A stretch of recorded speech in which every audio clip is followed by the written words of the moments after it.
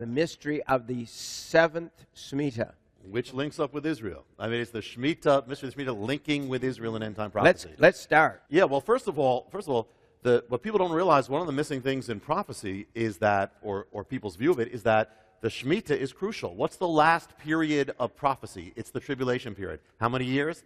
7 years. Shemitah. What's it based on? Daniel 77s, which is also linked to the Shemitah. All these things. So this is crucial. Now the thing is that every 7 years was a Shemitah, the Sabbath year. But every 7 Shemitahs, every 49 years, was the super Shemitah that we call the Jubilee. So this is a prophetic key. And what was Jubilee? Jubilee was the time when if you lost everything in your life, you lost your home, lost your ancestral possession, lost your land. When the Jubilee comes, 7th Shemitah, you return to your land. You return to your ancestral possession. You return to your father's possession, whatever you lost. Mm-hmm. So now we know that the end-time prophecy is centered on Israel coming back to the land. Israel lost its ancestral possession in 70 AD, was driven out, lost its home, lost Jerusalem, lost all these things. But God said, Jesus said, he's not coming back until the Jewish people say, blessed is he from Israel, from Jerusalem. So it's got to happen. This is prophetic. So could the mystery of the 7th Shemitah, could that actually give the timing of Israel's restoration, end-time events, what has happened and what may come very soon? Well, the answer is yes. In fact, it gives the exact parameters of the greatest prophetic events of restoration in end-time prophecy. Now, we don't know when the Jubilee was, because we have no record in the time of Jesus. But we do have the record of when the Shemitah was. So the key is the Jubilee has to come the year after the Shemitah. The 7th Shemitah, 49th Shemitah, leads into the 50th year. So it's got to be the year after a Shemitah. So the first thing of this is that 1917 is the year of the Shemitah. World shaking, Shemitah is linked to world shaking and all these things. The period that is given, the parameter of this mystery means it ends in September 1917. So September 1917 to September 1918 is the key period of the parameters when something has to happen. Did anything happen? What happened in the exact parameters is that Britain is winning World War I. The Ottoman Turkish Empire falls. They have the land of Israel. Britain takes the land of Israel, says we are giving this back now to the Jewish people. They can return home. It's going to be a Jewish homeland. This is the first time in 2,000 years. When does it happen? November 1917, the exact time parameter of the Jubilee restoration. So here Israel is returning home. Here everyone is returning to their ancestral possession, the beginning of the restoration. Now, this is going to lead to the next. Now, if you take this and you go to the next 7th Shemitah, where does it take you? And I believe you have a roll in here, which is going to go from 1917 to the next prophetic thing. And then we'll take it to where we are. Okay. It's the first time in 2,000 years that the land is being restored to the Jewish people. The year following the Shemitah was September 1917 to September 1918. The Balfour Declaration takes place in November 1917. Thus, the land is restored to the Jewish people in the year following the Shemitah, corresponding to the Jubilee. It's a prophetic Jubilee, and according to the mystery, the Jewish people now would return home to the land they had lost, to their father's possession, to their ancestral homeland. Everyone shall return to their possession. The mystery of the Jubilee concerns the 7th Shemitah. So what happens if we move forward in time from the Shemitah of 1917, 49 years to come to the 7th Shemitah? What is the 7th Shemitah? It brings us to the Shemitah of September 1965 to September 1966. The year following the Shemitah would begin September 1966 and end September 1967.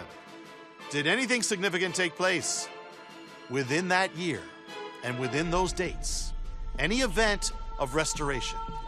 The answer is yes. According to Bible prophecy, the Jewish people have to be restored not only to their homeland, but also to their ancient holy city of Jerusalem. In the midst of the Six-Day War, Israeli soldiers enter the Lion's Gate of the biblical city of Jerusalem. Through gunfire they make their way to the holiest site in Judaism, the Western Wall. There they weep. And after 2,000 years, the Jewish people are restored to their ancient capital, Jerusalem. It happens on June 7th, 1967. Within the parameters of the year ending in September 1967, the year following the 7th Shemitah, the Jubilee. The 7th Shemitah had ushered in the second restoration of the land. According to the mystery of the 7th Shemitah, the Jewish people had returned to what they lost 2,000 years before, Jerusalem. They had regained their long-lost possession and returned to their ancestral home. The two great restorations of the land each happened according to the mystery. The Bible ordains that in the year of the Jubilee, the shofar, the ram's horn, is to be sounded. The first thing that happens after the soldiers reached the Temple Mount in 1967 is that the ram's horn is sounded from the Temple Mount, the sound of the Jubilee.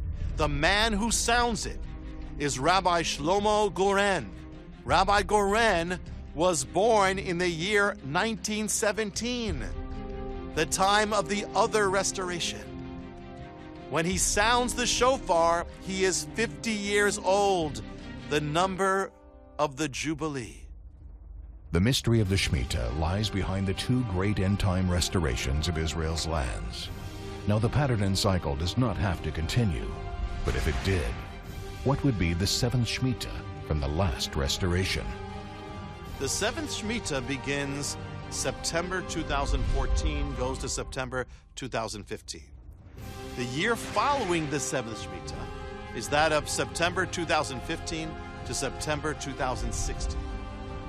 While the cycle doesn't have to continue and nothing significant has to take place, in the last two occurrences, it has meant war in the Middle East, war in the land of Israel, and a war resulting in a prophetic restoration. Rabbi, are you saying? Wow. I can't even say it. That war could come from this. If it follows the cycle, if it follows this, the last two times, what it has been, each one has meant a war in the Middle East. It was World War I, and then it was the Six-Day War, a war that focuses on or centers on the land of Israel at the end, and a war that results in a prophetic restoration. First the land, then Jerusalem, all according to the Jubilee of restoration. So where's the next one? Again, we're not saying God has to do anything. However, we should be aware, it begins September 2015 to September 2016. So it begins, when the Jubilee begins, it actually begins on a Hebrew holiday. It begins on Yom Kippur. The Jubilee can only begin on Yom Kippur. And that is, again, for someone who always says, be careful about dates, I'm going to give you the dates. September 23rd is Yom Kippur of the Jubilee, of this prophetic Jubilee. Now go to Isaac Newton, the man we learned about with gravity and all those things. Isaac Newton was more a biblical scholar than he was a physicist. He wrote more on the Bible, more on prophecy, end-time prophecy. And what he did is he looked at the 77s of Daniel.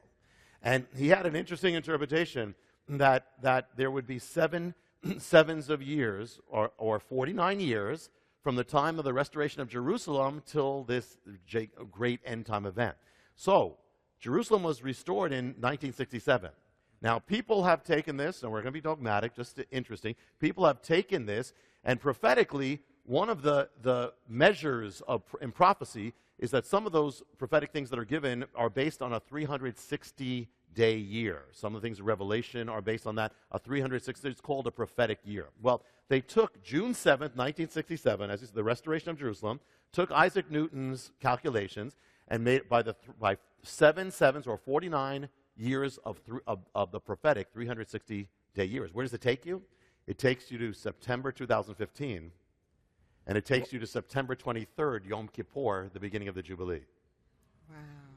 6 months from now. Yeah, and just about 10 days from Elul 29, the Wipeout Day. I mean, all these things, again, doesn't have to happen. And but it's Elul 29 also. Elul 29 is 10 days before. That's the peak of the Shemitah. Yeah. 10 days later, comes September 23rd. And is a blood Yom moon in Kippur. there somewhere? And then the next thing is Sukkot, Feast of Tabernacles, during which you have the last blood moon, the blood moon period. It all comes together. And on Elul 29, you have a solar eclipse, the wipeout day.